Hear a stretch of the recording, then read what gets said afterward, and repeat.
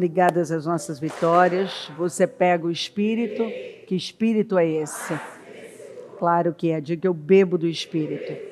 Da palavra profética para 2024, a unção de Josué está sobre mim. E eu creio nisso. Amém? Sentem-se, por gentileza. Vamos lá, então. Eu vou trabalhar com a NVI, mais algumas escrituras na mensagem. Algumas pessoas têm um pouco de preconceito com a mensagem, mas quem idealizou essa obra, um homem chamado Eugene Peterson, e ela é... Ele se debruçou com um estudo profundo para trazer, sem tirar de contexto, sem tirar nada. Foi um trabalho minucioso para atingir esse resultado de uma linguagem tão contemporânea, que facilita o entendimento das pessoas. Então, pode usar... Eu não uso só a mensagem, mas de tempos em tempos, dependendo da necessidade, eu percebo o Espírito Santo me levando para alguma tradução que traga uma facilidade maior para se entender. Então, vamos usar um pouco mais nesse período, acredito, a mensagem. Olha só, sinceramente, eu não sei se esse assunto vai parar por aqui. Não sei. Porque Deus tem me levado a orar muito sobre isso. Como eu disse, eu não sei se eu tinha dito a semana passada, mas se não, Ele tem me levado me chamado mais cedo. Eu normalmente já levanto cedo, meu despertador é para 5, mas Deus tem me chamado um pouco mais cedo. E isso tem sido muito bom. Exige um pouco mais do físico, diminui, mas o próprio salmista disse isso, né? Há um tempo em que você precisa dormir menos, comer menos. Isso não dura para sempre, mas há períodos e períodos. Então, a primeira coisa que eu faço é ir tomar a ceia, já em jejum, que é melhor. E então eu vou para a oração. E isso tem me levado a uma profundidade maior. Eu sei que Deus tem coisas grandes com a igreja, com o seu povo. Então, eu vejo a necessidade de um investimento maior, de uma busca maior. Eu venho ouvindo isso do Espírito, né? Ele quer que cresçamos. Não há como crescer se não nos aprofundarmos nele. É nos aprofundando nele. Então, a primeira palavra, nós vamos continuar. É interessante isso. Eu pergunto ao Senhor, qual é a palavra, Senhor? Continue falando de casamento. E, sinceramente, estou começando a achar que isso vai ser quase que o propósito inteiro, porque eu tenho um certo discernimento, uma intuição de que não vai parar. Porque o que acontece? Não adianta, a cultura ela vai pegando. Isso é um negócio que é uma cola. Então, porque você está com o celular, você assiste um negócio, você assiste outro. Você está falando com pessoas, você vai a um shopping, você vai a um mercado. Você tem uma frequência, pensamentos têm presença, sentimentos têm presença, palavras têm presença. E atitudes é a prova da consumação. Você acaba consumando tudo isso. E você vai pegando. E E aí, o que acontece? As pessoas começam a se distanciar da verdade sem perceberem. É muito fácil você se distanciar da verdade. Aliás, o que é mais fácil é você se distanciar da verdade e, mesmo já tendo ouvido a verdade, criar uma mentira. E se apegar com base em sentimentos, em algo que você ouviu, que distorceu. Vamos lá, você pode querer tanto uma coisa que você pode colocar Deus naquilo. Você pode sentir algo tão profundamente que você pode enxergar Deus naquilo. Você pode acreditar numa mentira por querer aquilo e criar, o que eu venho falando muito, um Deus que é parecido com você. Um Deus, se você não conhecer a verdade, a mentira vai te controlar.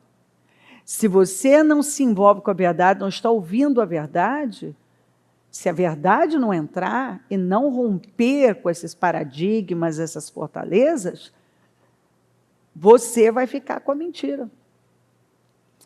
E você vai criar, por querer muito, um Deus que pensa como você, que sente como você. É daí que vem aquelas expressões de eu não acho que Deus pensa assim, eu não acho que Deus se importa com isso, eu não acho isso, eu não acho aquilo. A Deus me entende. De onde vem isso? De um Deus que você criou. Se você não conhece a Deus, a coisa mais fácil que tem é você criar um Deus. E, normalmente, esse Deus vai se parecer com você, vai pensar como você, vai ser muito parecido com você. Então, se você não conhece a verdade, você está destinado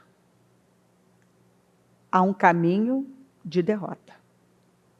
Que no final, você vai descobrir que você subiu a montanha errada, que você perdeu anos da sua vida. Gente, o que eu já vi de gente perder mais de 10 anos, isso eu estou jogando mais ou menos uma média, mas eu já encontrei pessoas com mais de 20 anos perdidos, acreditando.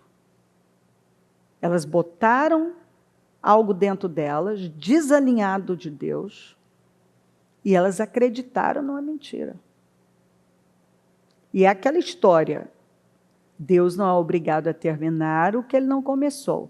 Se você começar uma coisa, você tem que saber que Ele não vai concluir para você. Ele só termina aquilo que Ele começou. Mas se você não acreditar nisso, na verdade, você vai criar um Deus que vai assumir as coisas que você começou, você vai ficar lá acreditando. Vai dar certo. Não, uma hora vai dar certo. Eu já vi gente no caminho errado, inclusive, usar essa expressão. Não, é porque tem o tempo de Deus. E ali não tinha nada de tempo. O que tinha era uma pessoa desalinhada de Deus, esperando por uma coisa que nunca que ia acontecer. Nunca. Tem coisas que, se você não conhece a Bíblia, você vai acreditar numa mentira. Que uma coisa vai acontecer que não vai acontecer. Então, eu poderia trazer exemplos, mas eu vou gastar muito tempo aqui. Mas, por exemplo, há muitos anos, eu me lembro de uma mulher, eu estava no interior ainda. O marido envolveu-se com a outra mulher, essa mulher engravidou, e essa mulher, quando ela veio falar comigo, ela estava na igreja. E sabe qual era a fé dela? O marido tinha voltado para casa, mas agora a fé dela é que aquela criança ia morrer. Porque aquilo estava errado, e aquela criança ia morrer. E ela acreditava, e ela orava por isso. Quando eu disse para ela, isso nunca vai acontecer. Não pela... Se fosse uma permissão de Deus, é uma coisa. Mas, com toda certeza, Deus vai preservar a vida dessa criança, porque se ela realmente morresse, você ia acreditar na maior mentira de que foi a sua oração. E Deus não responde esse tipo de oração. A mulher que esperava a morte do marido para se ver livre. O marido que desejou a morte da mulher e esperava dia e noite, e até pegou um versículo e se baseou naquilo. Então, eu fico aqui contando coisas para você.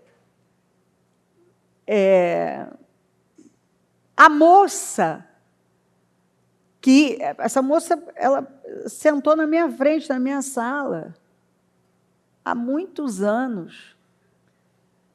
E ela disse para mim, ela estava completamente apaixonada e envolvida com um homem casado, e ela tinha certeza dentro dela de que Deus havia falado para ela que ele, aquele homem, ia deixar a família para ficar com ela. Agora, eu não preciso contextualizar, eu não preciso aqui pregar essas coisas para você, porque só de eu contar, você já sabe que essas pessoas acreditaram em mentiras, não é? Eu preciso trazer um monte de escrituras para você e provar para você? Não, elas acreditaram em mentiras. Isso é impossível. E como muitas outras coisas que eu poderia contar para você, de pessoas que ficaram lá, paradas, com a vida parada, esperando, e algumas até usando o Eclesiastes 3. Há um tempo para tudo, vai chegar o tempo, ainda não chegou o tempo de Deus para mim. E eu mostrar para a pessoa, não, isso não tem a ver com o tempo de Deus, é que você está desalinhada. Não vai acontecer. Não vai. Isso não vai acontecer. Quantas pessoas que saíram da igreja dizendo, Deus disse que o meu tempo findou, que é para eu abrir meu ministério, que é para eu fazer isso. Não deu certo. Por quê? Porque não era Deus. Porque se você não conhecer a Deus, o que acontece? Você cria um Deus parecido com você, e aí você ouve a voz das suas emoções e coloca Deus. Você diz, Deus sabe do meu coração, porque eu senti. Bom, um sentimento que não tem alinhamento bíblico é um sentimento colocado com certeza, por Satanás, para te enganar, para levar você a perder sua vida, seu destino. Então, o ponto é assim, ó. Aliança é um negócio muito sério. A vida com Deus é um culto. É um culto a Deus. Eu já preguei sobre isso, que essa palavra, ela tem um sentido, né? O cultivar o jardim é a mesma coisa que culto, que cultura.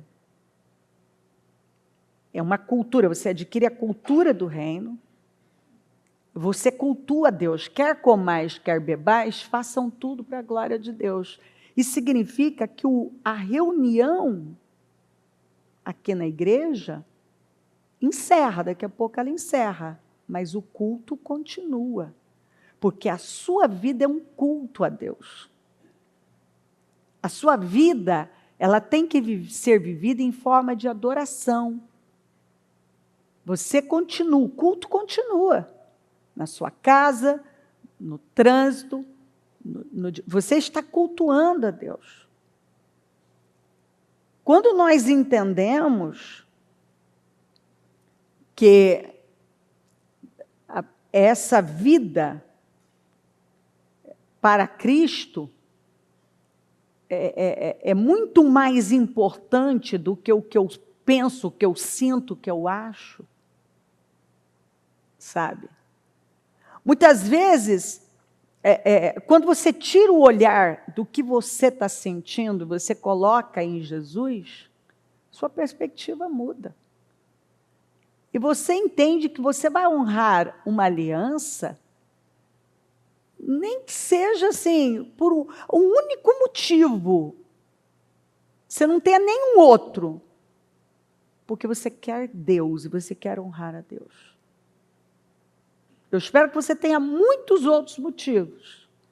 Mas se você não tiver mais nenhum, esse é suficiente para levar você a honrar uma aliança.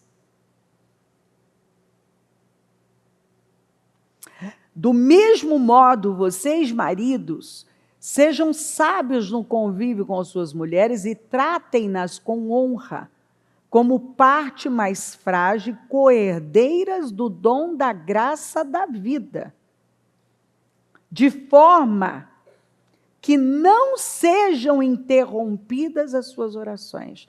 Então, eu falei um pouco a semana passada, e se você juntar a palavra da semana passada com essa, e não sei mais o que vem por aí, você vai montar tudo que você precisa, uma estrutura para ter uma vida gloriosa. Porque eu acredito, o discernimento que eu tenho, é que algumas pessoas elas não estão entendendo qual é o foco, qual é o problema delas, qual é a raiz do problema delas. Alguns homens que estão, por exemplo, com um problema financeiro, mas que também pode ser mulheres, porque eu vou ler a outra escritura,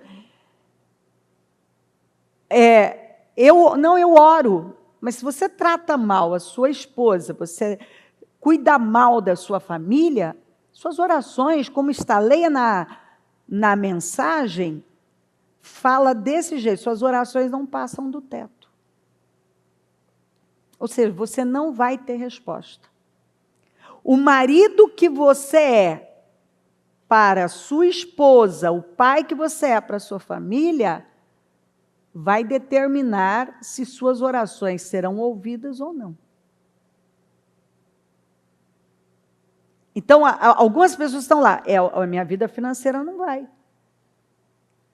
Eu não sei, eu faço tudo, eu estou dizimando, eu estou fazendo isso, eu estou fazendo aquilo, mas talvez você não tenha consideração com a sua esposa.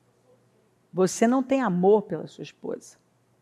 Você não está cuidando dela como ela deve ser cuidada. Você não está honrando. Talvez você é grosseiro, é mal educado, ou é um egoísta. Você quer arrebentar com a sua vida? Xinga a sua mulher. Ofende ela. Você sabia que você é o cabeça dela e que a unção vem da cabeça? E que eu li para você a semana passada, não vai dar para ler tudo isso de volta. Então, vai lá na semana passada. Você, como Cristo extrai o melhor da igreja, a Bíblia diz que você tem obrigação de tirar o melhor, extrair. Está inclusive na mensagem desse jeito, extrair o melhor da sua esposa. Você tem que... você pega a palavra, não é o que você sente, não é o que você quer, é o que está escrito. Então, se você não respeita, você é grosseiro, você não se importa com as necessidades dela, você não extrai o melhor dela, você vai travar. Você é egoísta, você usa. Você não pode transformar sua mulher na sua mãe. Sua mãe é sua mãe. Sua esposa é sua esposa. Você não pode descarregar nela aquilo que é dever seu. Ela faz, ela dá conta, ela se vira. Espera aí, você tem a sua parte, você tem que ir lá fazer.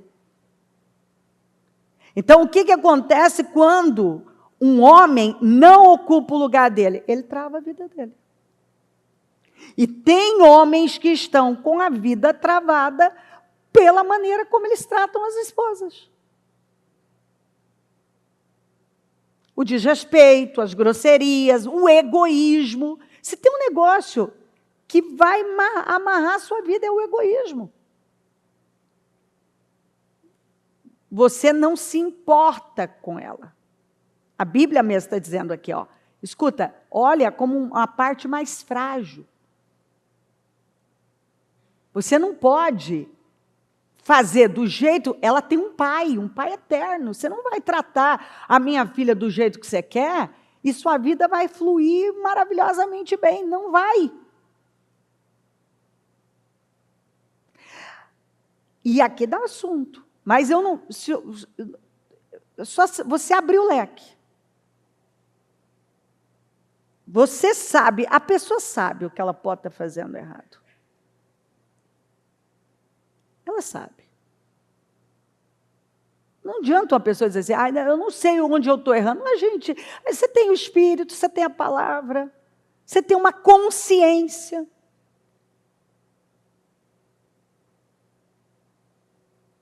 Então, se espera que um homem seja o cabeça, a autoridade. Aí, muitos querem autoridade sem responsabilidade, igual foi com Adão.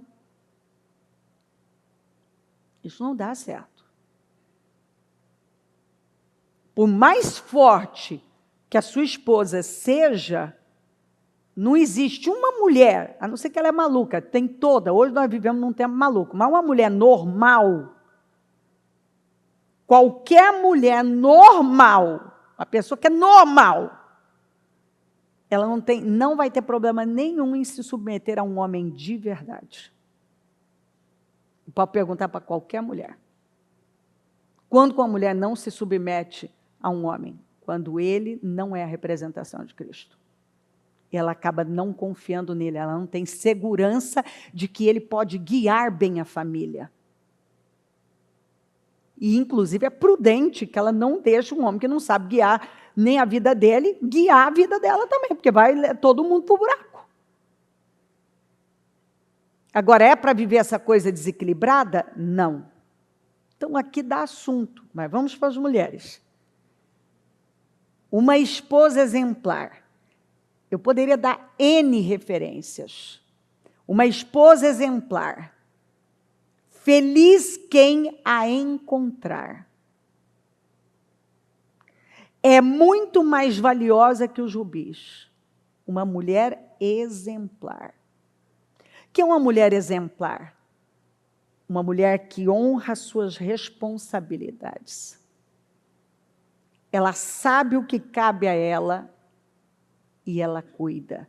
O que é uma mulher exemplar? Ela não é uma goteira, ela não é uma chata, uma insuportável que fala dia e noite na orelha de uma pessoa.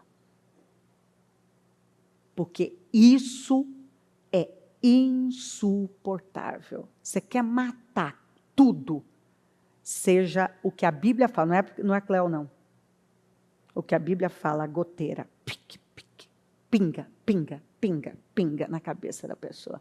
Você vai afastando de uma tal maneira que esse homem, ele começa a tomar pavor de você.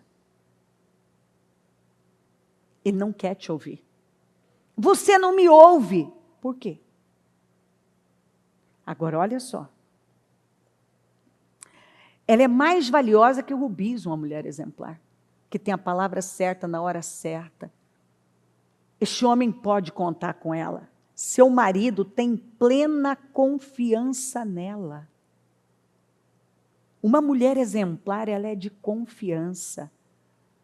Esse homem pode desabafar com ela, que ela é incapaz de jogar na cara dele. Ela não vai jogar aquilo. Ela não vai. E nunca lhe falta coisa alguma. Ela supre. Aquilo que cabe a ela, ela supre. A casa dela vai estar em dia, as coisas vão estar em dia. Ela é responsável. Ela, agora, essa escritura, ela é violenta. Ela só lhe faz o bem e nunca o mal. Todos os dias da sua vida. Ela só lhe faz o bem. E nunca, a palavra não é minha. Nunca o mal. E ainda para completar, tem todos aqui. Dias.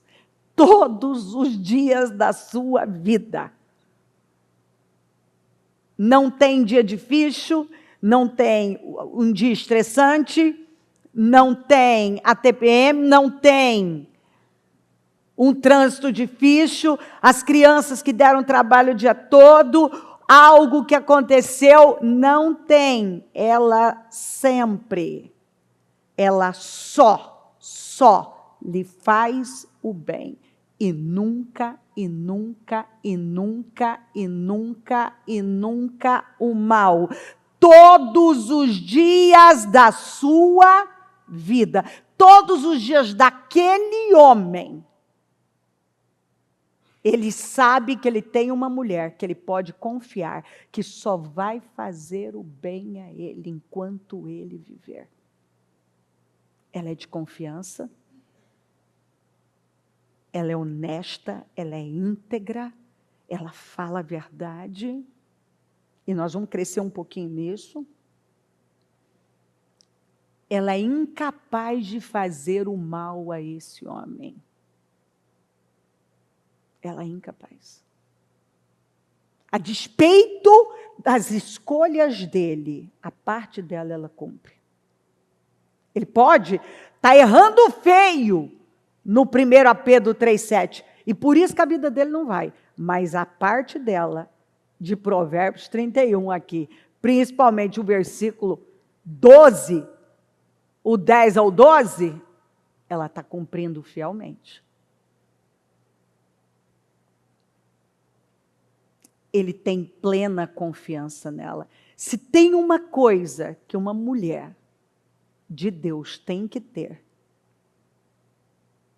é essa honestidade. Que aquele homem olha para ela e sabe o que esperar dela. Ela é de confiança. Essa mulher é de confiança. Seus filhos, você continua lendo o texto, seus filhos olham, a família inteira olha para essa mulher com um olhar de admiração. Leia o texto inteiro que você vai ver. E tem uma segurança. Uma segurança na integridade, na honestidade dessa mulher. Todos confiam nela. Seu marido confia nela. O que ela fala é a verdade. As atitudes dela são honestas, corretas, íntegras. Aí o que acontece? As pessoas, quem já não leu o Provérbios 31? Muita gente já leu. Muitas mulheres, duvido que alguma não tenha lido aqui. Só que é assim, ó, lê, mas não lê, e vai passando por cima. E às vezes está perguntando por que eu estou tão mal, eu tenho uma angústia, eu tenho uma insatisfação, minha vida não vai bem, minha vida profissional não vai bem. Porque essa mulher, que se você continuar lendo, essa mulher, ela é empreendedora também. Mas ela não descuida da casa dela por nada. Está bem cuidada a casa dela, mas ela é empreendedora. Ela é uma líder. Quem nunca leu esse texto, você fica encantado com essa mulher. Mulher líder, mulher empreendedora, mas a casa dela vem em primeiro lugar. E o marido dela, você fica lendo o texto e pensa, onde é que está esse homem? Parece que ele não faz nada. Ele faz, a Bíblia fala que ele está sentado à entrada da cidade, entre os nobres da cidade, onde ele é altamente honrado por ser casado com ela. E a mulher trabalha aqui que ela levanta, o sol não nasceu. Você já leu o texto, né? Antes de todo mundo. Então, ela só lhe faz o bem. Nunca o mal. Todos os dias da vida dela. E aí você pega esses dois textos, você para, você pensa, meu Deus, isso está aí. Está na Bíblia. E a minha vida pode estar assim, totalmente bagunçada, e eu estou achando que o meu problema é esse, meu problema é aquele, meu problema é aquele outro. E talvez até o problema que você acha que é hormonal é falta de cumprir com isso aqui. Não, porque eu tenho uma fraqueza, eu tenho uma tristeza, eu tenho isso, aquilo. A palavra de Deus cura tudo. Eu sei porque eu lido com pessoas, queridos. Eu já vi gente sendo curada só por obedecer o que está escrito. O problema dela era espiritual. Quando ela passou, quantas pessoas que eu vi, um ajuste que a pessoa fez na vida, mudou a saúde, mudou o financeiro, mudou a questão com filhos. Planejamos muitas coisas. Queremos chegar a um lugar, planejamos, nos preparamos, mas a maioria não planeja o destino daquilo que a Bíblia apresenta como a maior e mais importante decisão da nossa vida. Apenas perde só para o seu encontro com Jesus. Apenas receber Jesus como nosso Salvador vem primeiro. Deus escolheu Abraão para levantar uma nação, por uma razão. Olha a razão. O Senhor sabia que Abraão ensinaria os descendentes dele as leis do Senhor. Está escrito lá, em Gênesis 18. Deus procura pessoas que entendem que a aliança que ele começou com elas não vai terminar com elas. Deus procura pessoas que entendem. Que não vai parar em mim. Tanto que a Bíblia fala que ele é um Deus geracional. Fala muito filhos dos filhos, filhos e netos. Porque se eu faço um trabalho mal feito com os meus filhos, eles vão fazer um trabalho mal feito com os filhos deles. E isso vai se estendendo. E tem gente que não entende e vive de uma forma tão egoísta, como se o negócio fosse ele e acabou. Não, não. Deus escolheu Abraão exatamente porque ele viu em Abraão que não ia parar nele. Que Abraão tinha essa cabeça. Que não ia parar nele. Ele diz, o que é que o Senhor diz? Eu quero um povo da aliança. Pessoas que entendem que não é só sobre elas, mas que vai estender a bondade dele para milhares de anos. Pessoas que passam adiante, que respeitam tanto a relação delas com Deus e a aliança que elas fizeram. A palavra aliança aparece no Velho Testamento mais de 200 vezes e 30 vezes, mais de 30 vezes no Novo Testamento. E testamento é a palavra aliança em latim. Aliança afeta milhares de gerações. O que acontece entre duas pessoas privadas afeta os filhos, os descendentes, há impacto no seu legado e na sociedade, e, consequentemente, nas nações. Por quê? O filho que eu estou criando hoje, amanhã, ele pode ser o presidente de uma nação. E os valores que eu passei para ele, você conhece muito bem.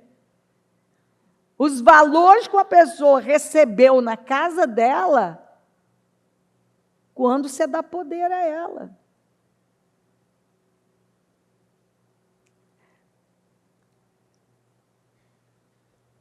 Uma criação mal feita é um problema que vai se estender por gerações e pode afetar uma sociedade. Pessoas, pode ser, aquela pessoa pode ser uma influência que vai destruir com muitas vidas. Como nós temos aí histórias e histórias. Não, a sua história não é só sobre você. Não para em você. A sua vida afetará todos que você entre em contato. Sim, a sua vida afeta todos que você entra em contato.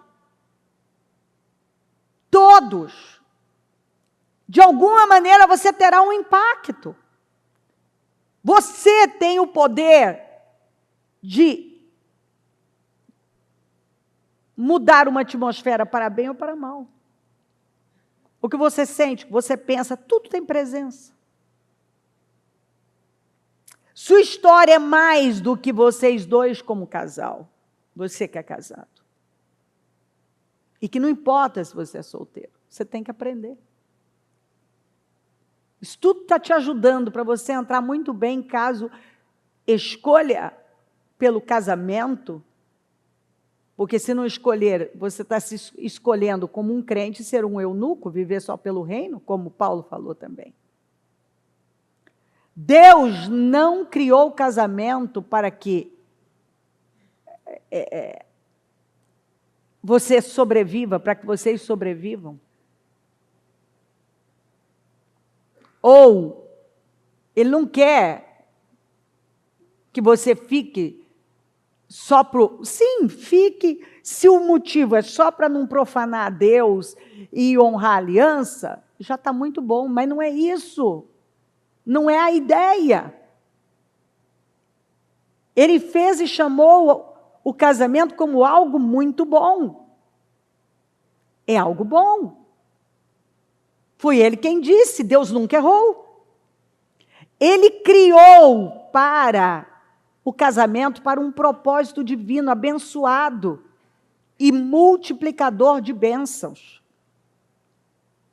Como nós lemos a semana passada, precisamos manter o espírito do casamento e crescer dentro da grandeza do casamento. Deus está trabalhando para que você saia com a visão mais ampla do seu casamento. E viva dentro do espírito do casamento, a grandeza do casamento, para que a sua vida não seja travada. O objetivo principal do ser humano é glorificar a Deus e desfrutar dele para sempre. Então, nós temos que fazer algumas perguntas. Nossa vida tem glorificado a Deus? Nosso casamento glorifica a Deus? Nossa família glorifica a Deus? Nosso lar, nossos vizinhos e parentes estão sendo glorificados, encantados e inspirados e abençoados pelo nosso lar, como nós conduzimos, o nosso lar glorifica a Deus, nossa imagem está glorificando a Deus, como nós nos apresentamos, o nosso estilo de vida glorifica a Deus. Qual é o objetivo de Deus para o casamento? Que cresçamos.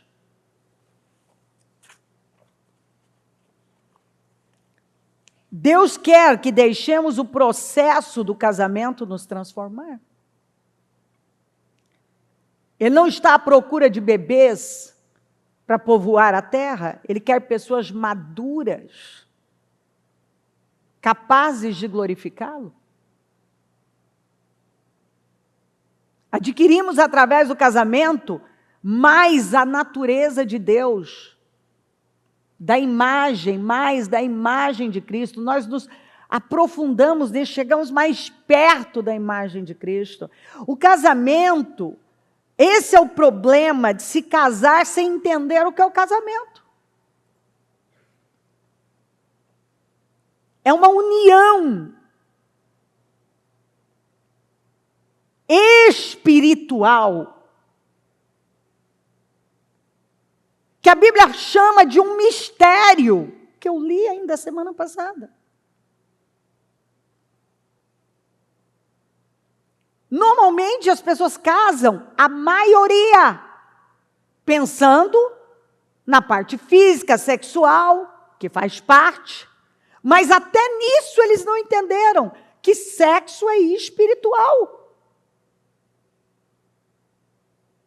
Paulo disse, se você se deita com uma prostituta, você se torna uma só carne com ela.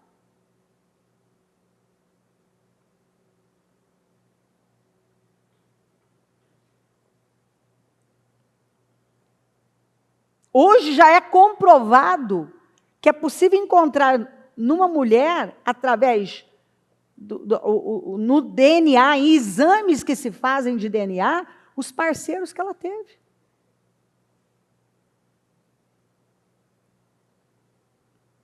Ficou nela. Pode buscar, vai estudar isso aí. As pessoas acham que é um negócio assim, vou lá, fico com alguém, casual, não sei mais quem você é.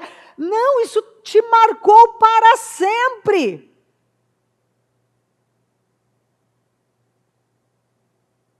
Os homens desrespeitam a semente que Deus deu a eles e jogam em qualquer lugar, de qualquer maneira.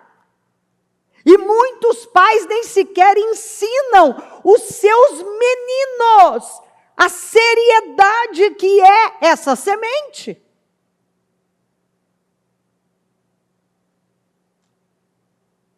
Ou seja, nós não estamos aprofundados na palavra. Nós estamos vivendo meio que assim, sabe? Um pouco de Deus e muito do mundo. A cultura, a cabeça, a visão é de romance, é de Hollywood. Não é bíblica. Muitos não têm uma visão bíblica, um estilo de vida bíblico, um casamento bíblico.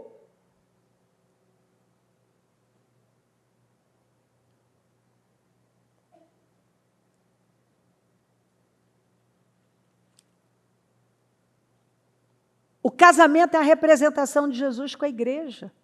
Jesus é o noivo, nós somos a noiva, é um mistério, disse Paulo. Envolvidos neste mistério está o mistério de se tornar uma só carne como marido e mulher.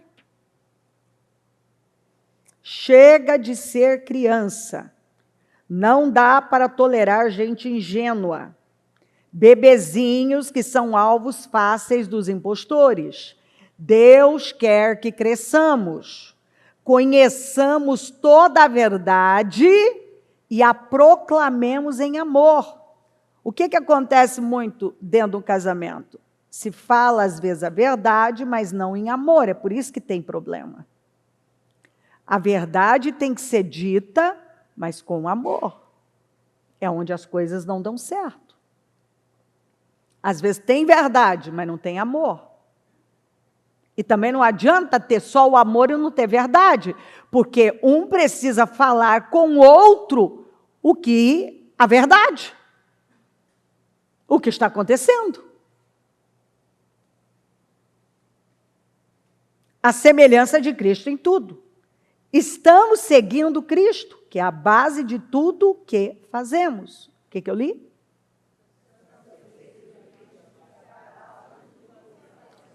Ele nos mantém juntos. Sua respiração e seu sangue fluem através de nós, nutrindo-nos para que possamos crescer com saúde em Deus, fortalecidos em amor. É por essa razão que insisto e tenho todo o apoio de Deus, em que jamais sigam a multidão, a massa ignorante que não tem nada na cabeça. Eles tanto se recusaram a se relacionar com Deus, que perderam o contato não apenas com Ele, mas com a própria realidade. É o que a gente vê aí.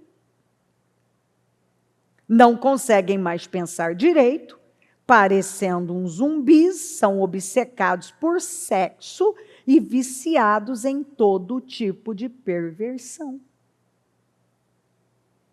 Mas isso não é vida, gente. Vocês aprenderam de Cristo? Acho que aprenderam direito, que foram bem instruídos na verdade? Ele fala, eu creio que vocês foram instruídos, bem instruídos na verdade. Exatamente como a temos em Cristo. A desculpa da ignorância não vale mais. Tudo, e quero dizer tudo mesmo, que está ligado àquele velho estilo de vida, tem de ser abandonado. É pura podridão, doideira total. Saiam fora. Agora é hora de ter um estilo de vida totalmente novo, zerado. Uma vida planejada por Deus. Como que Deus planejou? Coisas bagunçadas? Desalinhadas? Não. Planejadas por Deus. Uma vida planejada por Deus, renovada a partir de dentro. Porque se não muda aqui dentro, esqueça. Uma vida que muda para melhor a conduta de vocês e que faz o caráter de Deus tornar-se realidade em nossa vida. Essa nova vida traz mudanças. Chega de mentiras, chega de fingimento, falem a verdade. No corpo de Cristo estamos, antes de tudo, conectados uns com os outros. Se você mente para alguém, está mentindo para você mesmo. Perdoar é sempre o caminho para uma vida bem-sucedida. Aliás, não eu, Jesus falou, se você não perdoa, você não é perdoado. Gente, a primeira vez que eu li isso aí, eu tive uma mistura de choro, de indignação, de revolta, de medo. Eu nem sabia dizer o que eu estava sentindo, era tudo ao mesmo tempo. Porque eu pensei, peraí, eu inicialmente achei que era uma injustiça. Mas era a minha cabeça imatura. Se você não perdoa, você não é perdoado. E quando você apresenta, mas essa pessoa, mas essa pessoa, mas essa pessoa, Jesus vem e diz, e você? Eu te perdoei. Olha o que eu passei naquela cruz.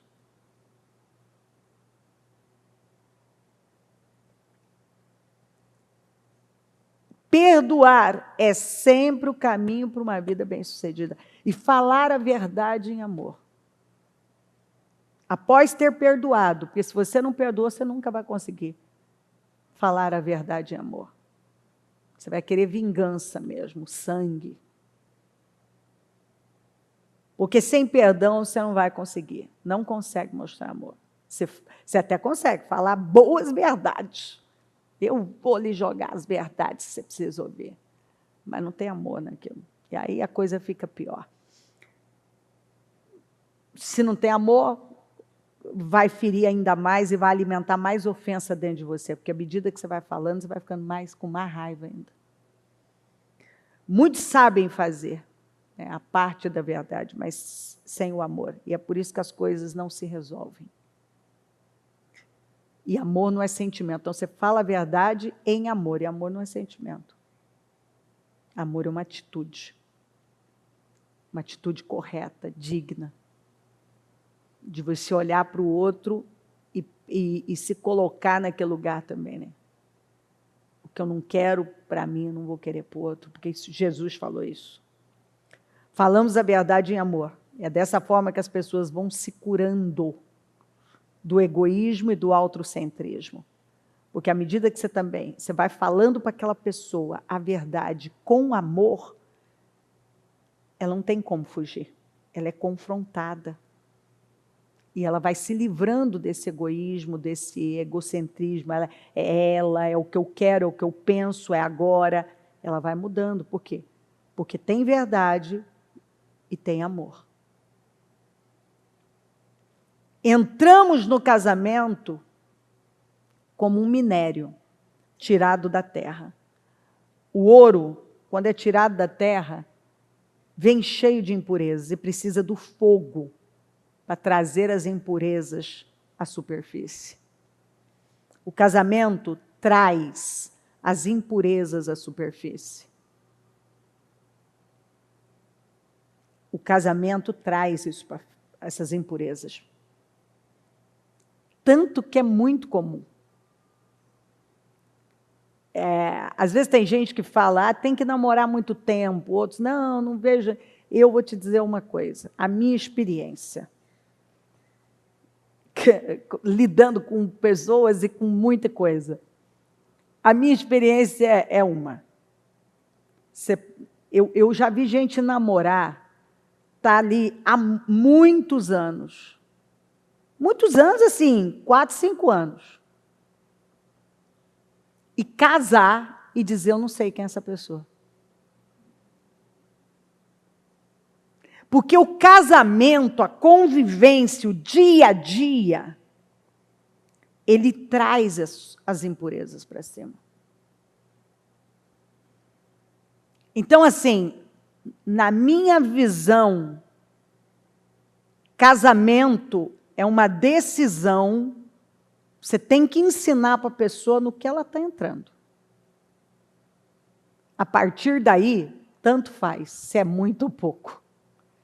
Ela vai ter que fazer valer aquilo de um jeito ou de outro. Entendeu o que eu estou dizendo? Então, assim, essa história, quando eu vejo alguém batendo naquilo, tem que namorar não sei o quê, eu falei, olha, não passa a sua experiência para os outros, não. Porque a gente que lida no dia a dia com gente, e tem família, e tem um monte de coisa, a gente sabe que tanto faz. Tudo bem, aí eu conheci mais, mas eu tenho, não é um caso isolado, não. São muitos. Da pessoa dizer, não, isso eu não conhecia dele, isso eu não conhecia dela, eu nunca vi, eu não sabia isso. Porque o casamento ele traz, é uma convivência, é um dia a dia de duas pessoas que vão ter que agora, por causa, com Jesus no centro, alinhar. O casamento é como entrar numa fornalha. E é aí que as impurezas, que as nossas impurezas começam a emergir. Paulo disse, não é palavra da Cléo, não, Paulo disse que o casamento traria desafios. Os tais terão tribulações na carne, mas aqueles que se casarem enfrentarão muitas dificuldades na vida. Eu gostaria de poupá-los disso, porque ele disse, fica solteiro, vai cuidar da obra. Mas se você não sabe ficar em santidade, então casa. Leia todo o texto que você vai ver. Então casa. Então você casa. Porque senão você vai estar em pecado. Ele falou, eu queria poupar vocês disso, porque vocês vão ter tribulações na carne. Vocês vão ter desafios. Na mensagem diz assim, você está casado? Permaneça casado. Não está casado? Não se case. Mas se vier a se casar, não comete pecado. Se vier a se casar, não comete pecado. Porque se for para você ficar solteiro pecando, então você casa. Ou você fica santo, se faz eunuco e vai viver para o reino, ou você se casa e vive o casamento. O que estou dizendo é que quando você se casa, assume um peso a mais. Numa época já estressante demais, eu queria poupá-los disso, mas você quer casar, casa. Paulo não está dizendo, ele não está indo contra o casamento, ele está dizendo a verdade. O casamento vai trazer tribulações na carne.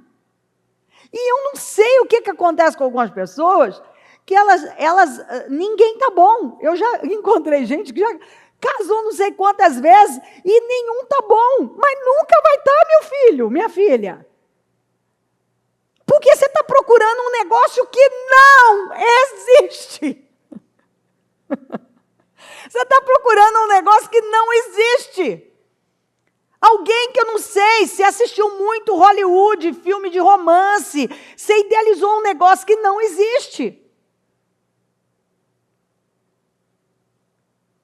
Tem que ter renúncia, respeito, e aí cada um trabalhar por admiração. Por isso que tem que ter uma sabedoria para se conduzir um casamento, porque a convivência já desgasta. Eu sou muito a favor de alguns cuidados, sabe? É a minha visão, e isso eu ensinei em casa. Eu penso que tem coisas que são muito pessoais, que não tem que ir para o cônjuge, que não tem. Eu sou a favor de cada um ter um banheiro, por exemplo. Mas se você não tiver, que pelo menos tenha critérios, sabe? Eu penso que isso desgasta, e assim, por lidar, por ouvir mesmo, parece que é uma cumplicidade tão grande, uma intimidade tão grande. Não. Aquilo vai pesando. Esse ouvidinho aqui já ouviu muita coisa, tá? Já ouviu muita coisa. Então, eu sei o que eu estou dizendo. Às vezes, eu já ouvi homens que eram covardes, de eu falar, cara, larga de ser covarde, você tem que falar para ela a verdade. Do cara perdeu a atração porque a esposa soltava pum perto dele. Eu falei, por que você não falou isso para ela? Ai, não tenho coragem. Rapaz,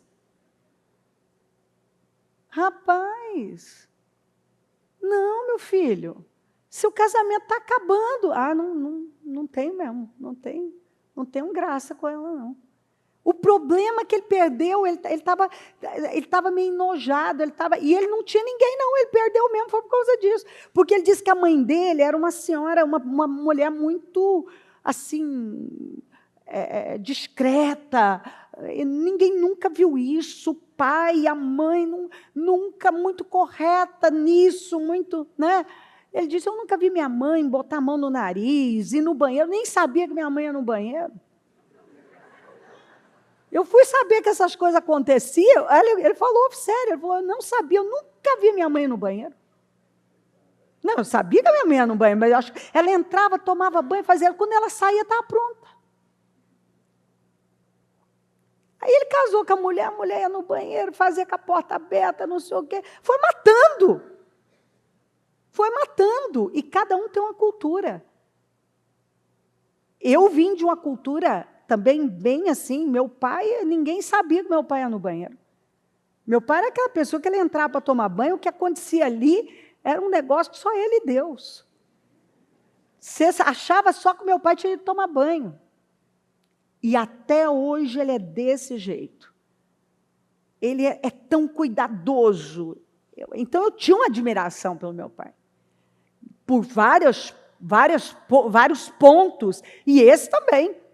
Aquela pessoa, ele estava sempre muito arrumado, limpo, perfumado.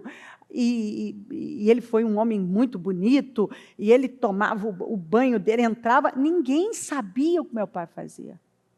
Eu vi o meu pai, era uma pessoa de mania de lavar a mão, até hoje ele eu até herdei muito dele, nessas chatices, assim, de ser mais nojenta e tal, mas meu pai é muito pior do que eu, meu Deus do céu. E a minha mãe também, minha mãe me ensinou essa coisa, né? Muito discreta, ter uma vida mais discreta. Oh, isso nunca, isso nunca. E não precisava nem ensinar, o próprio jeito deles ensinava. Eles tiveram, meu lar teve várias, nossa família, nós tivemos várias situações, mas esses não. Não. Então, quando você casa com uma pessoa, a família do Osmar já era mais relaxada, era mais à vontade. Então, eu já tive que ir botando ordem, a dizer, não, isso aqui não dá, não. Isso aqui não, isso não, isso não, isso não. Não. Nem tente. Não vai dar certo. Não tente. Nessa época eu ainda não entendia a pá do amor. Era só da verdade mesmo, entendeu? Então, era da verdade. Então, assim, não. Era muito não, porque era uma outra cultura muito diferente da minha, nessa questão. Então, teve que ter um ajuste nisso e entender. Isso não funciona, não vai dar certo. Tem que ter conversa. Bom, isso dá muito assunto. Mas o que eu digo é, tem tribulações na carne. Eu não. Paulo diz, tem tribulações na carne. Tem dificuldades que você vai ter que enfrentar.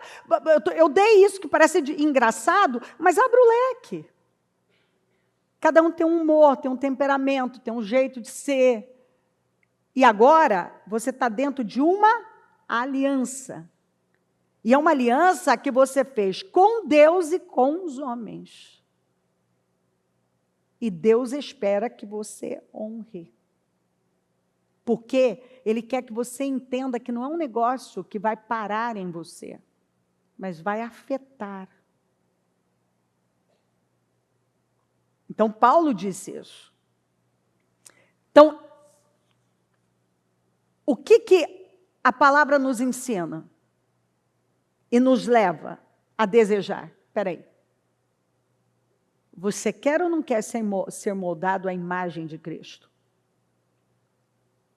Quando você vai entendendo isso, então você fala, não, eu quero ser moldada à imagem de Cristo mais do que estar certa. Até mais do que ser feliz. Porque nem sempre você vai estar sorrindo de orelha a orelha num casamento. Os desafios serão muitos. Porque os desafios do casamento não são divertidos, mas levam ao crescimento e à grandeza. Mantenham os olhos em Jesus, que começou e terminou a corrida de que participamos. Observem como ele fez, porque ele jamais perdeu o alvo de vista. O que isso quer dizer? Eu não posso perder o alvo de vista. Então, qual é o alvo da minha vida? Qual é o alvo da nossa vida, gente?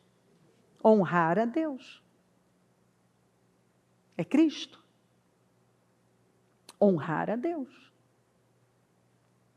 Aquele fim jubiloso com Deus. Ele jamais perdeu o alvo de vista. Aquele fim jubiloso com Deus. Ele foi capaz de vencer tudo pelo caminho. A cruz, a vergonha, tudo mesmo. Agora está lá, num lugar de honra, ao lado de Deus.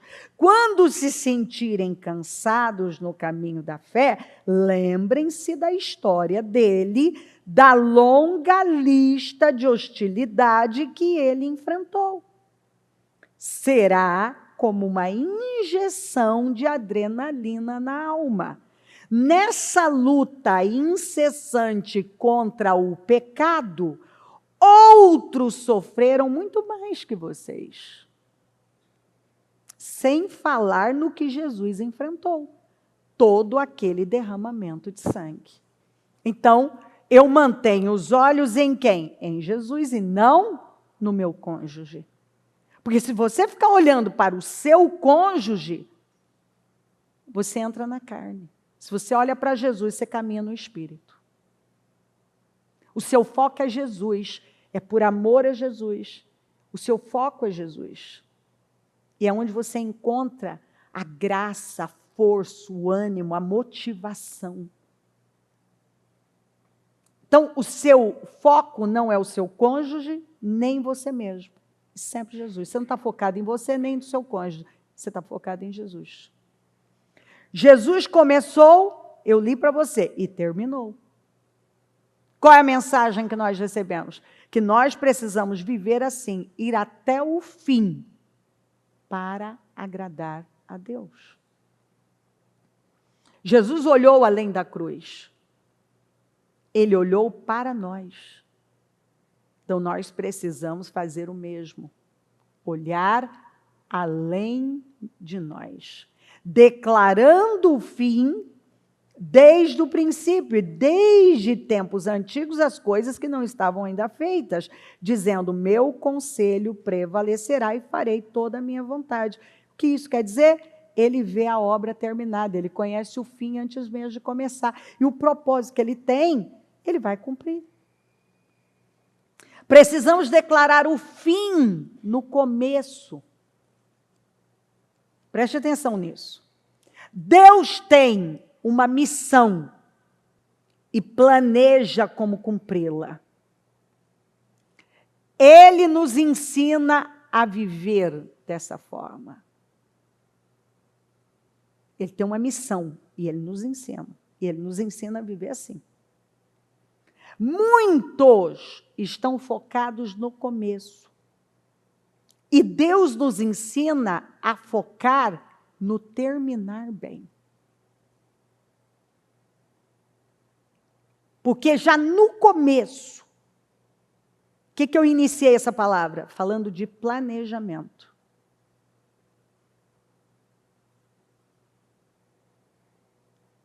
O objetivo de cada um deve ser trabalhar e cooperar com Deus para terminarem bem como casal.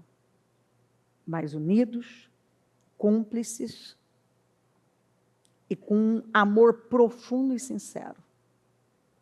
E precisamos resistir a tudo, e a tudo mesmo, que tente impedir o atingir este objetivo. Presta atenção, que adianta você ganhar o mundo inteiro e perder a alma? Que adianta você ganhar o mundo e perder sua família? Perder seu destino? Como é que você julga uma corrida? Como começa ou como termina? Como termina. Então, muitos começaram mal.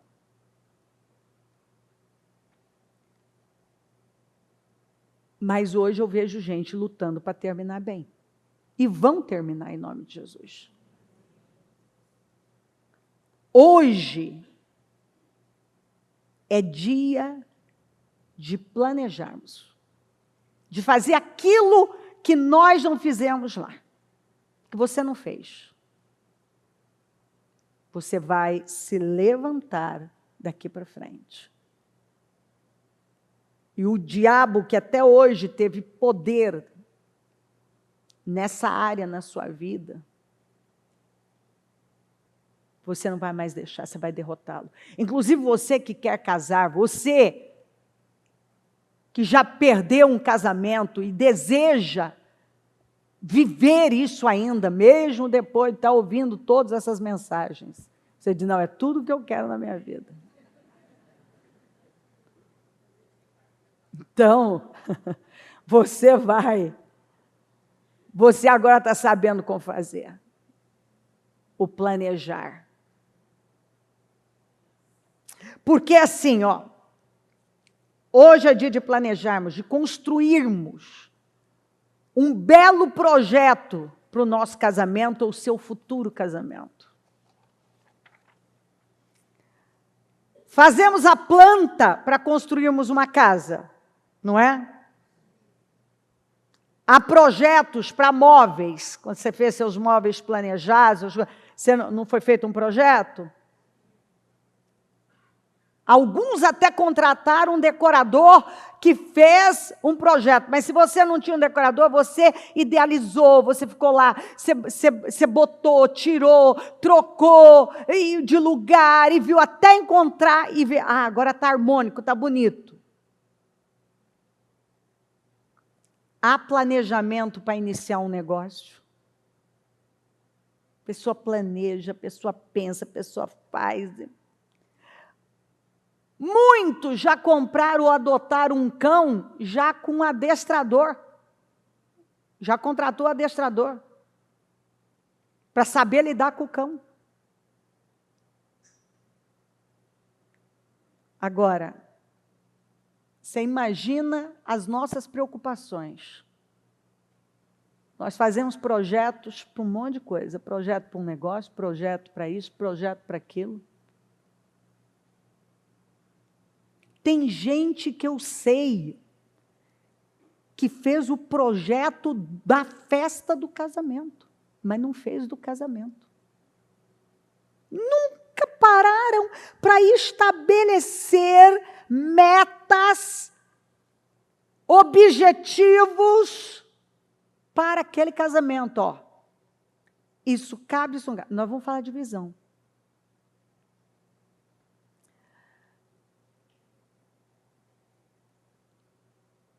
Eu vejo gente que nunca parou para planejar, nunca projetou metas, objetivos para a coisa mais importante e sagrada que é o casamento.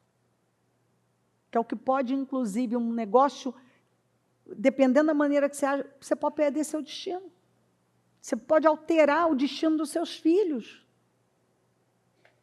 Porque é impressionante o que acontece com você, a tendência é repetir. A guerra que você não vence, seus filhos vão ter que lutar. Se eles não tiverem força, o que vai acontecer? Vai repetir com eles. A história vai se repetir. Gostaria que não, queridos, mas infelizmente são leis espirituais, não sou eu que mando nisso. São leis. Muitos casamentos falham por causa de expectativas irreais. A pessoa já entra no casamento com expectativas irreais. Por falta de visão, falta de planejamento, falta de compromisso com o processo e com a visão como um todo. A visão determina tudo.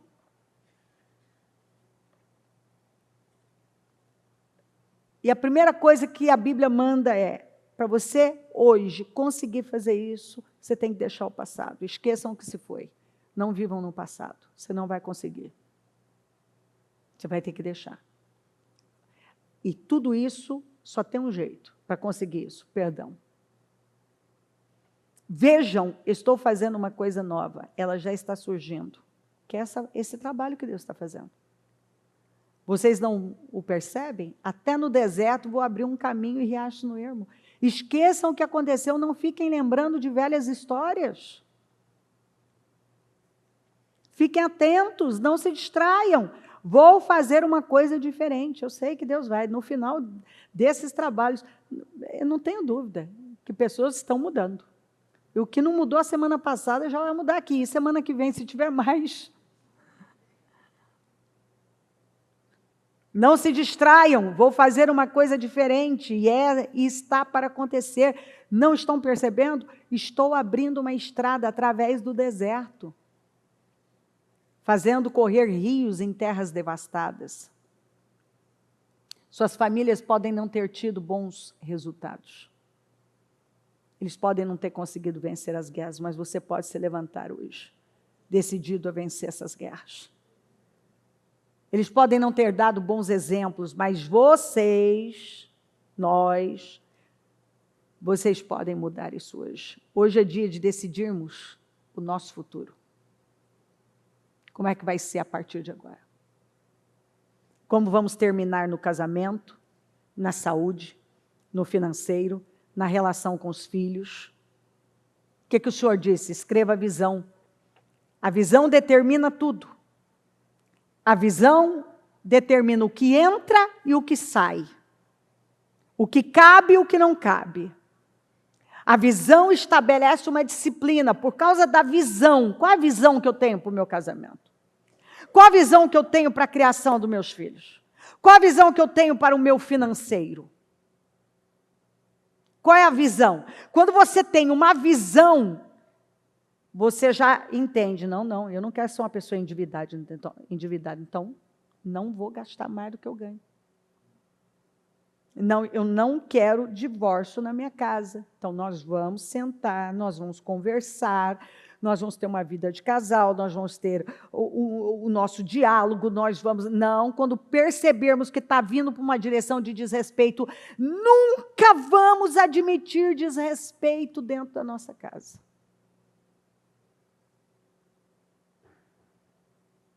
Nunca. Não vou permitir isso aqui.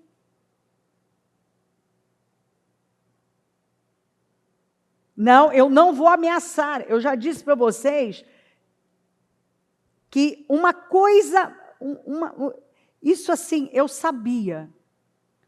Osmar, quando estava estressado, alguma coisa, eu vou embora, eu vou fazer isso. Eu nunca na minha vida disse, vou embora, vou divorciar, vou fazer isso, aquilo. Nunca. Por quê? Por quê? Eu vou te dizer por quê. Não porque eu não queria fazer. Não é nada disso. Porque eu tinha que... E olha que eu sempre tive um temperamento mais estourado, hein? Mas eu tinha um respeito, eu aprendi isso. Que se eu falasse um negócio, ele tinha que aprender. Tanto que todas as vezes que eu falei, pô, Osmar, quando eu falei tal coisa, ele sabia. Ele podia até desconfiar, duvidar. Não vai. Ele podia saber, eu vou cumprir. Eu vou cumprir. E isso você pode perguntar para meus filhos, pode perguntar em casa, todos, eu vou cumprir. Então, eu penso, porque eu fui entendendo isso, que a palavra ela é muito séria. E você não pode cair em descrédito. Uma coisa que eu sempre achei horrível, pessoas que pedem perdão sem parar, sabe, gente, me desculpa. Isso é outro negócio. Para eu vou até o limite que eu sei que eu não vou ter que pedir perdão. Porque penso uma pessoa que não está nem um pouquinho disposta a ter que cair numa cilada dessa e depois ir lá. Ai, me perdoa. Não. Eu prefiro calar, engolir, recuar, ficar quieta, mas dizer, cara, não, você não vai ter essa. Não vai ter. Não vai. Não vai ter. O respeito. Isso era uma coisa que eu sempre disse, quando saía da linha, eu dizia, olha, respeito. Não passe. Respeito.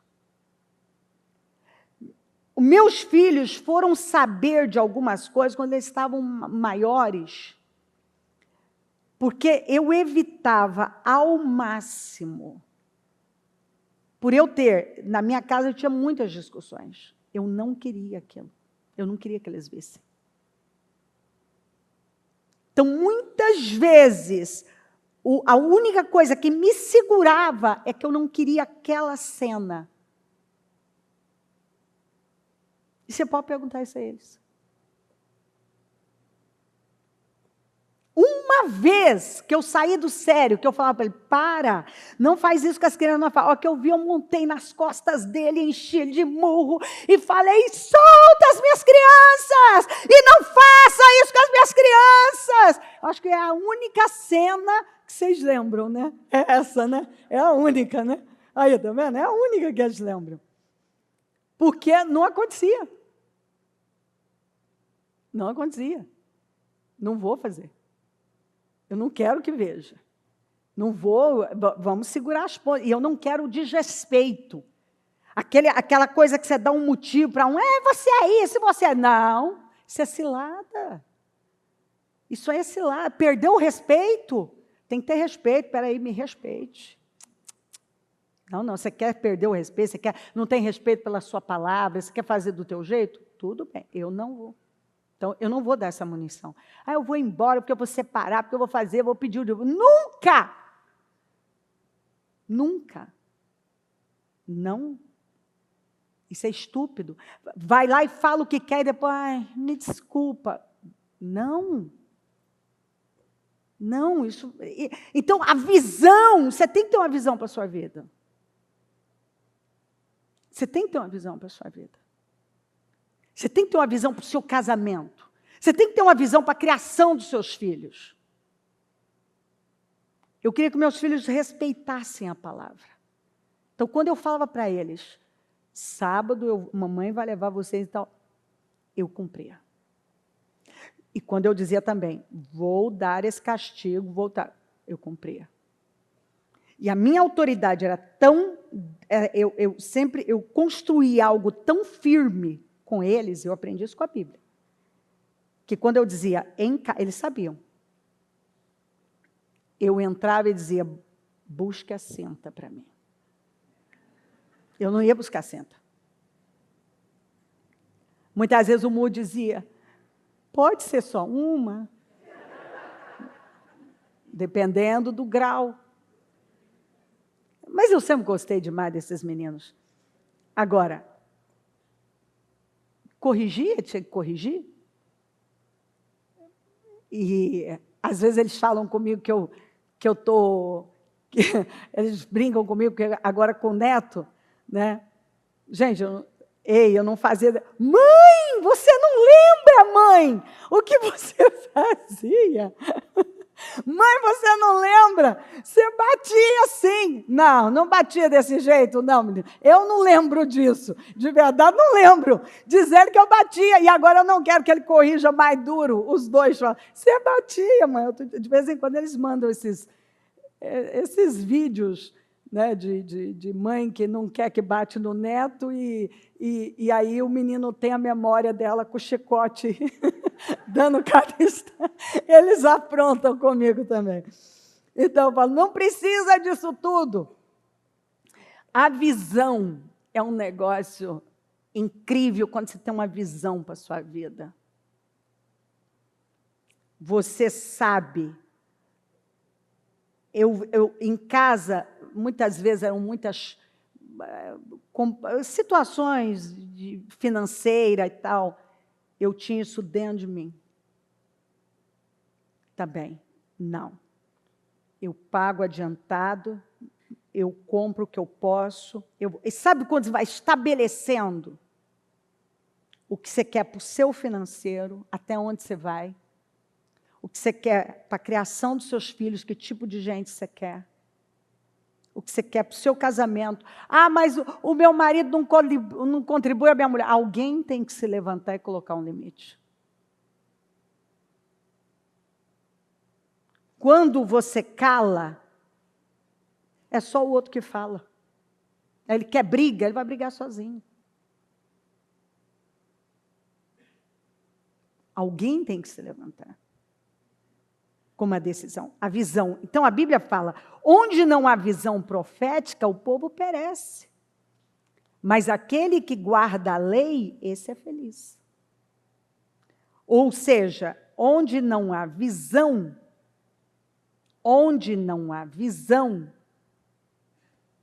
o povo perece. Onde não há uma revelação de como você deve viver alinhado com a palavra, você vai perecer. Então o Senhor respondeu, escreva claramente a visão em tabuinhas para que se leia facilmente. Você tem que ter uma visão, você tem que chegar. Eu aconselho fazer isso. Sentar. E dizer, se o seu cônjuge está na mesma fé com você, que você, maravilhoso. Os dois sentam, nós vamos estabelecer, como nós vamos, a visão para o nosso casamento, a visão para a criação dos nossos filhos, para o nosso financeiro, para a nossa vida espiritual, é aquilo, é o nosso painel dos sonhos, porque a gente quer para o ano, mas agora para a vida, é determinar o futuro, assim vai ser. Nós não vamos ultrapassar isso aqui. Seu cônjuge não está na mesma fé, decida você. E assim, cubra ele. A Bíblia não fala que a mulher ganha o marido sem palavras, ela não precisa nem falar, o testemunho dela vai impactá-lo. Ele não vai ter para onde correr. Se você pretende entrar num casamento, você já vai entrar agora melhor do que todos nós entramos. Você já entra com a visão estabelecida. Ó, para casar comigo é assim, filho. Minha filha. Essa é a minha visão de vida. Esse é o tipo de casamento que eu quero. Se você não está disposto a isso, não serve para mim. Essa história que depois a gente vê, não vê. Não vê, não dá certo. A pessoa de bem deixa herança para os netos. Ou seja, gerações são afetadas pelas nossas escolhas. O homem bom deixa herança para os filhos de seus filhos. O que você está fazendo agora vai afetar seus filhos, seus netos e assim por diante.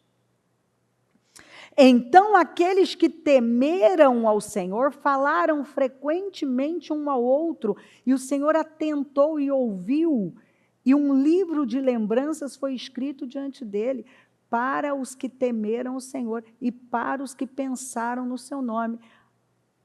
Então, aqueles cuja vida honrava o Eterno se reuniram e discutiram o assunto. O Eterno viu o que eles estavam fazendo, que é um memorial, e ficou atento à conversa deles. Ouvindo tudo, foi aberto um livro na presença do Eterno e foi lavrada a ata dessa reunião.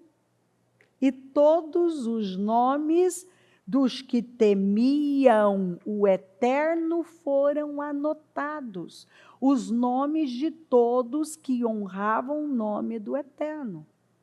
O que está dizendo aqui?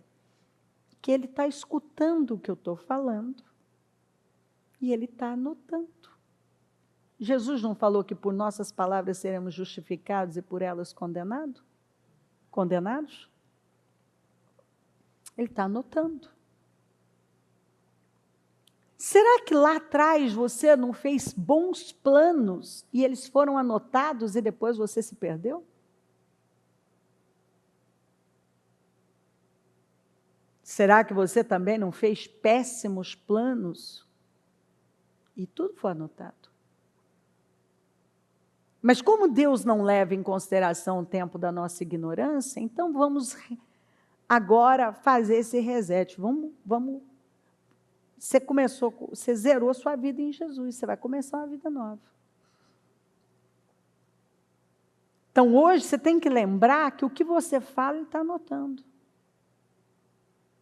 Então quando você sentar com o seu cônjuge, com a sua família, primeiro com o seu cônjuge, para estabelecer o futuro de vocês. Ah, Bi, já estou casada há muito tempo. Olha, você está vivo, você não morreu? Seu coração está batendo? Você não tem que sobreviver e ir a trancos e barrancos. Você pode fazer uma risca no chão e dizer, vamos arrumar isso aqui.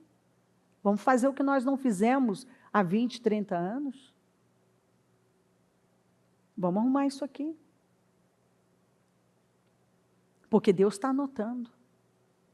E Ele vai cooperar, Ele vai nos ajudar ao cumprimento disso. Deus anota o que falamos e nos comprometemos. Então, hoje, o Espírito Santo está dizendo, comprometa-se com o sucesso do seu casamento. E isso afetará tudo ao seu redor. Tudo. Talvez muito, mas muitas coisas que você tem botado na cabeça, que não tem nada a ver com isso. E é. Acredita. É. Com certeza. Se está desalinhado, bagunçado, está travando o seu futuro, a sua vida, a sua realização. Vamos limpar o jardim. Seu casamento é como um jardim. E hoje é dia de tirarmos o mato, as ervas daninhas,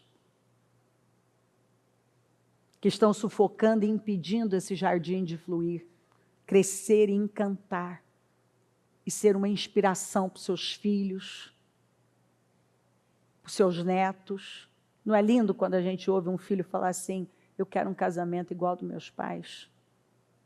Não é duro quando você ouve um filho falando assim, tudo que eu não quero é um casamento igual ao dos meus pais?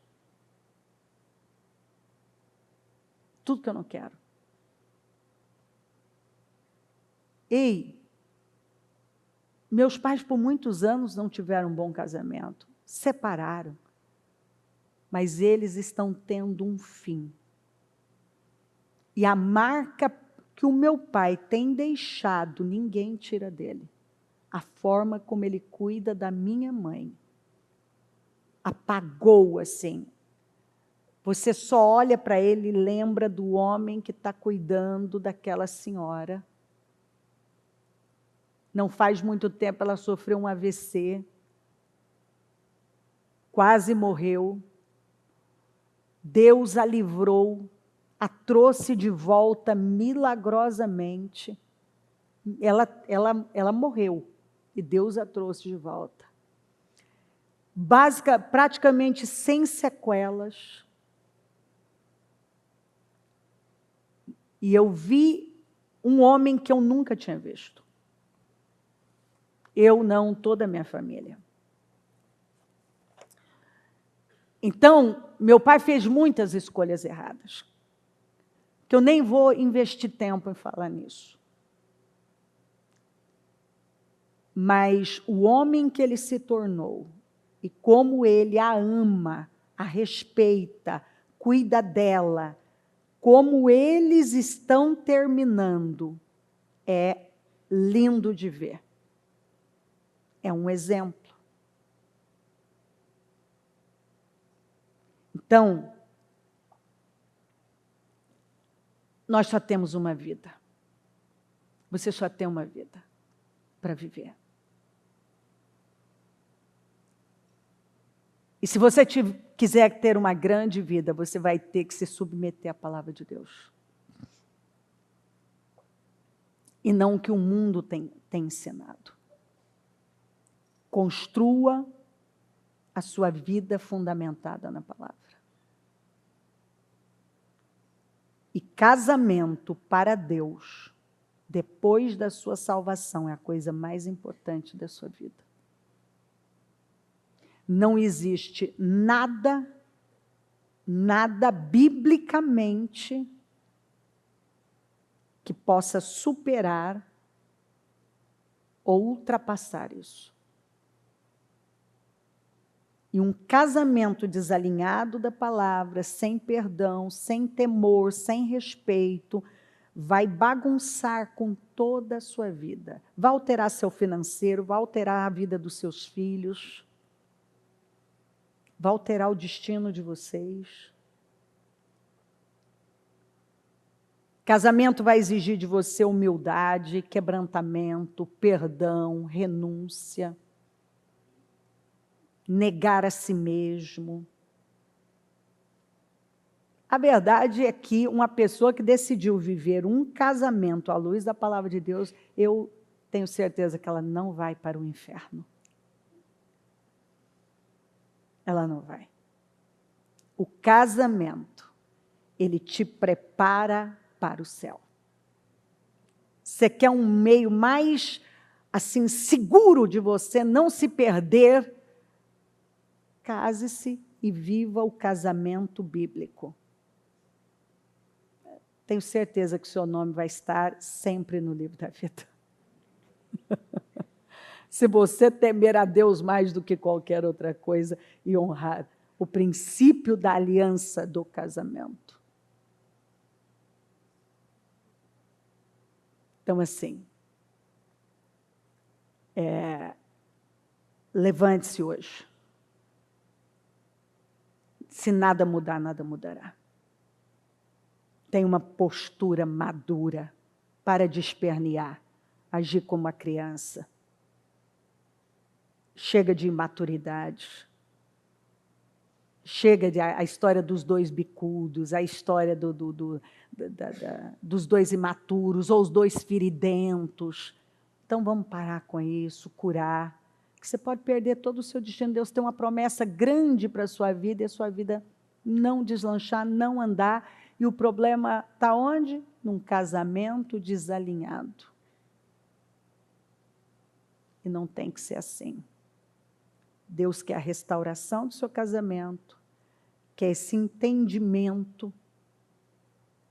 E ainda que alguém diga, não, eu não sou casado, não quero casar, mas sei que você está aprendendo, e eu tenho certeza que você vai poder, então, ser um instrumento de Deus para ajudar outras pessoas, só com base no que você está aprendendo. Porque a hora que você vê algo desalinhado, você vai dizer, o seu problema, não, meu problema é esse e aquele, não, não, não, não. O que eu estou vendo aqui, o seu problema é seu casamento. Você precisa arrumar isso aí. Se você arrumar isso aí, você vai escancarar as janelas dos céus para você. Em nome de Jesus.